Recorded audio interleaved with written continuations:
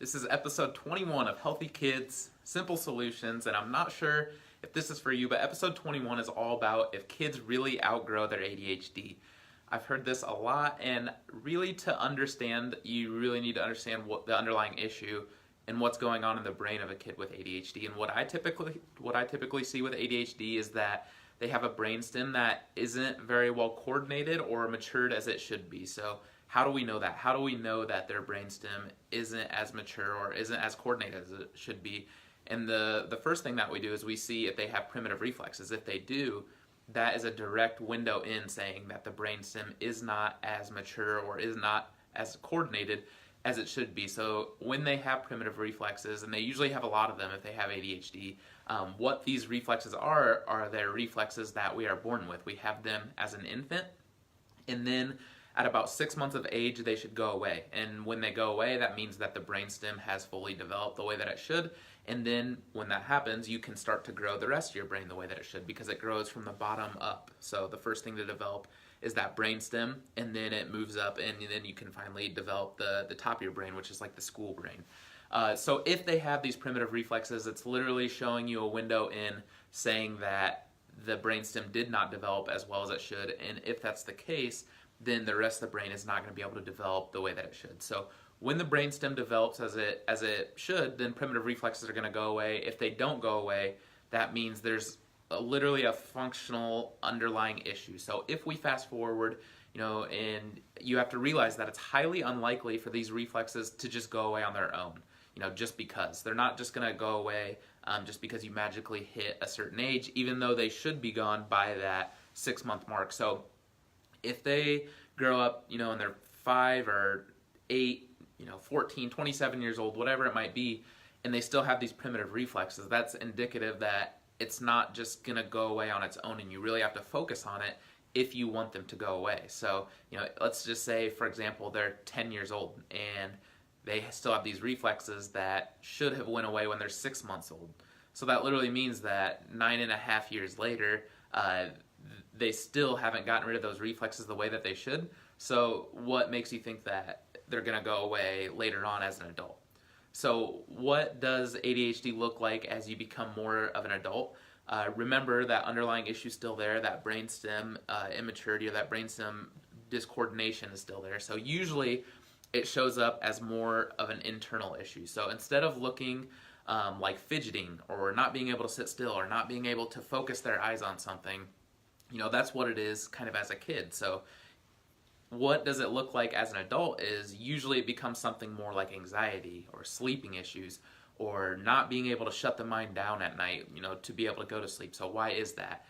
It's because that brainstem still has not gone through the proper development, and when that happens, it's going to really stress out the brain, and it's constantly going to be sending it those stress signals. So once that happens for long enough, you're going to start to present with things like an anxiety disorder or mood disorder, or even like an impulse control disorder or a substance use disorder. So these are some of the most common things that kids with ADHD grow up to face. So as a kid that has ADHD, if that underlying issue isn't fixed, they're at much more of a risk to getting that anxiety disorder or that mood disorder, the substance use disorder, or the impulse control disorder. So I personally think that's the next kind of wave of epidemic in the healthcare industry, are these 20, 30, 40-year-olds that had ADHD as kids, but that underlying issue was never addressed. So if you can imagine, that could be a huge issue. So, ADHD is completely on the rise. So if you have these kids that aren't addressing that underlying issue and then they grow up older, many people think that they outgrow it because they don't present with the same symptoms of being able to sit still or concentrate in class.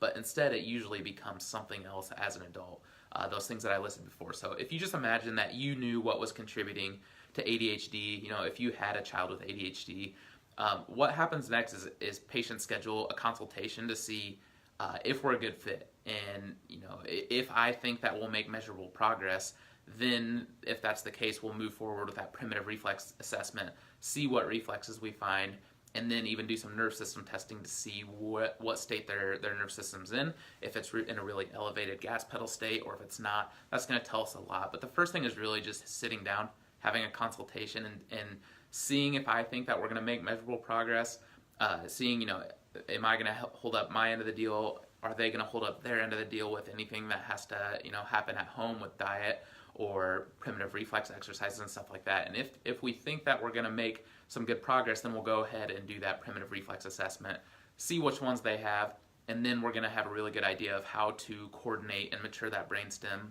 moving forward so that we can actually address the underlying issue.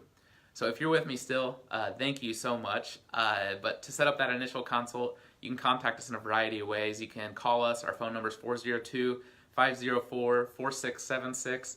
You can message us on Facebook. You can request an appointment on our website.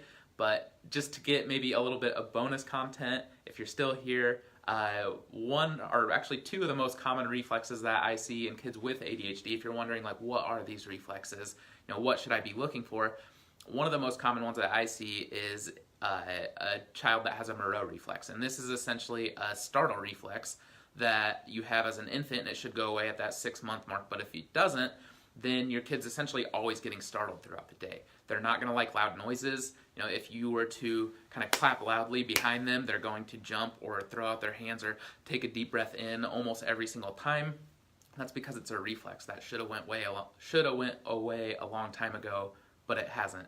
So that's the Moreau reflex. They're always going to be startled with stimuli, whether that's something coming in and out of their vision, whether that's a loud noise, whether that's a flickering light. I mean, it could be a variety of different things that's always bombarding their nervous system. And another reflex that I see is a spinal galant reflex in these kids. And what that is if you were to have your kid go down on their hands and knees, kind of like a dog or a cat, and then you were to stroke their low back on either side of their spine. So like if this is their spine, if you stroke just laterally to that on either side, what you're going to see is if they're on their hands and knees and you do that directly on their skin, so if you do it right here, they're going to move away from it, almost like they're getting tickled. So you stroke one side and they move away, and then you stroke the other side and they move away.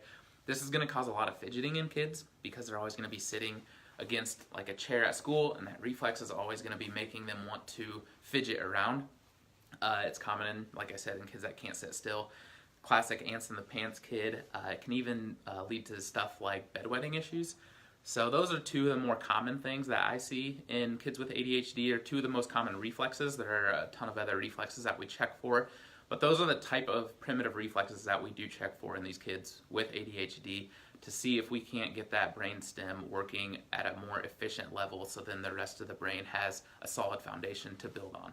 So that's what I have for you tonight. That's episode 21 of Healthy Kids, Simple Solutions. I will see you guys tomorrow for episode 22. And until then, I will see you guys, hopefully you jump back on and catch tomorrow's live. So I'll see you then.